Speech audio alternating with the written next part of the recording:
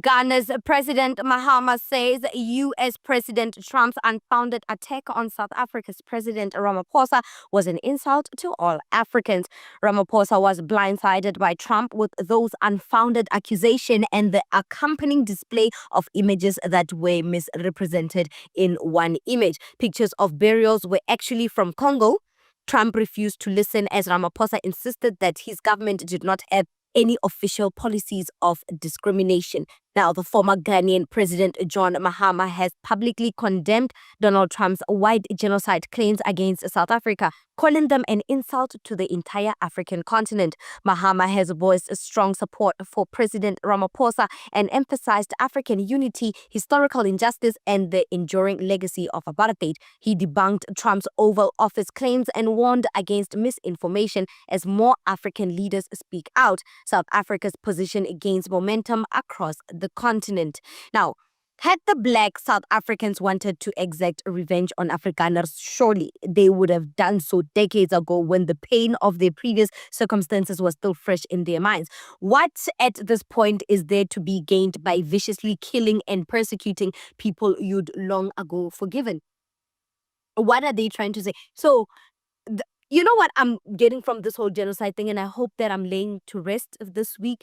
What I'm getting is that the Boers want to dictate the terms and conditions of how we should forgive them and how we should move forward. Hey, they want to control those terms and conditions, and they went to Trump to endorse their terms and conditions.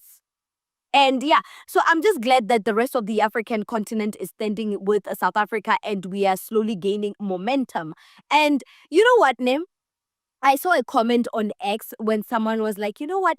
Now I understand why South Africa was the last to gain independence. It totally makes sense. The leadership there is just so wrong. They always need someone to hold their hand and always remind them that, hey, wake up, wake up.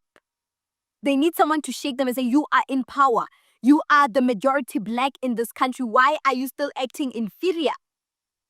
We always need to be reminded. And these days, we are taking that reminder as an attack.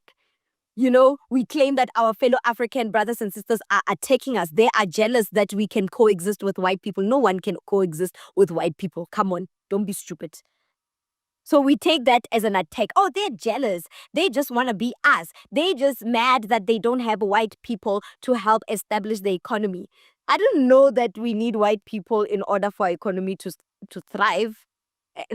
And by saying that out loud, we are giving them the power and the platform to, one, not intimidate us, to make us their subject. Number two, to see us as inferior. And to see us as these people that are helpless, that need them. That's why they're never gonna leave. That's why they'll always dictate the terms and conditions on how we should move forward with forgiving them, move forward with this democracy. I don't understand why South Africa always needs reminding from the rest of the African continent that, hey guys, you got this. You are the majority black. Take back what's yours. I don't understand why we always need to be, our hand needs to be held every single time. When are we all gonna stand up for ourselves? We are so crippled by the white supremacists of this country that we can't see when we are deliberately acting as slaves. They don't even need to tell us, hey, act as slaves. They don't need to enslave us. We do it willingly. So I hope Black South Africans can see that other African countries are willing to work in solidarity with us. They're willing to, risk their sovereignty for us. But yet we treat them as aliens. We treat them as, you are xenophobic towards them, when all they want is just to unite Africa as a whole. I can speak about this all day. I've been speaking about it, but I just hope that the Black South Africans are learning on how Africans should treat each other going forward.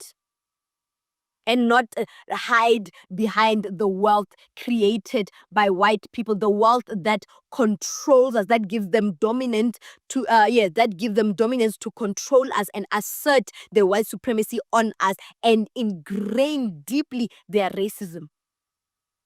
It's through this wealth that you're busy praising, this coexistence that you're busy praising, that got us here in the first place.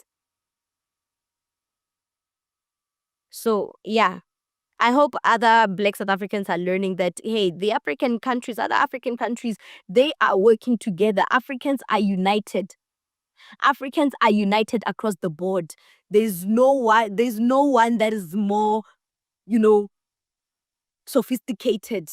There's no one that is bigger than others. There's no one that has more pride than others. We're all black and we should unite, because God knows that white people in this world can unite. I'm telling you, if anything should happen, God forbid, but if anything should happen, that will threaten the existence of white people, even Russia will stop the war between them and Ukraine and unite and fight and stand in solidarity with each other. The United States and Trump and Russia will become friends just so they can protect the white skin. So what's stopping us?